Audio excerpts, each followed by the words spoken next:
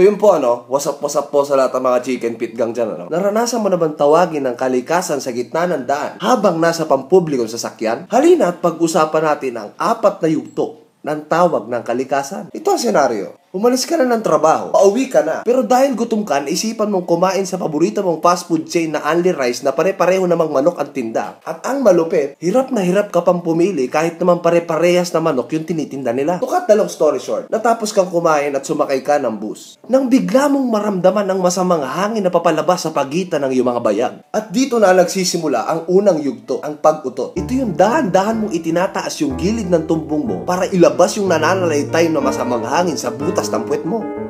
Tapos nananalangin ka sa mga santo na mga utot na wala sanang lumabas na kahit na anong uri ng tunog.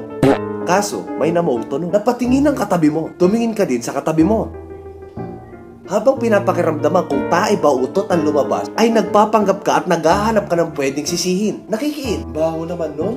Gumana ang taktika. Ang atensyon na dapat ay para sa'yo, nabaling mo sa iba. Nakahinga ng maluwag. Ngunit pagkalipas lamang ng ilang segundo ay muli kang nabalisa. Ang inaakala mong utot lang kanina, nagsisimula ng magbadya. Ikalawang yugto, pagbabadya. Pilit mong inaalaala ang mga masasayang nangyari sa'yo buong araw. Nililis ang atensyon mo sa butas ng puwet mong merong jorbox na nag-uumapaw. Kailangan mong pigilan ang kalaban sa pagdungaw. Tapos naalala mo yung sinabi ng tropa mo na kailangan mo kagatin ang dulo ng daliri mo para hindi lumabas.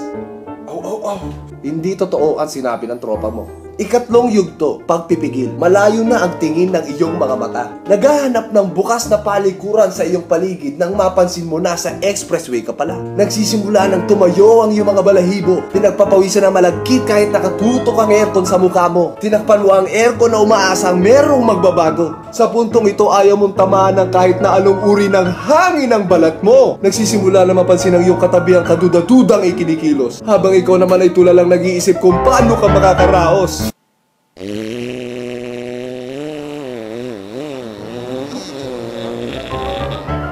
Malalim na ang iyong paghinga.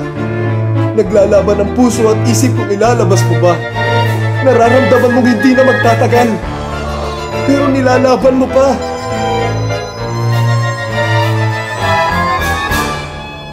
At dito napapasok ang huling yugto, pagbulwak. Dahan-dahan ng kumakalat ang aroma ng iyong jorbox sa sasakyan. Ang isang bagay na iniiwasan mo buong buhay mo ngayon ay nangyari na. Kaninang isang babaeng nakatingin lang, ngayon 15 na. Tinanggap mo na ang iyong pagkatalo at ikaw ay yumuko na lang. Pandidiri sa iyo ng mga kapwa pasahero, tinanggap mo na lang. Habang sinasabi ang katagang, lagi na akong tatae bago mag-uwian.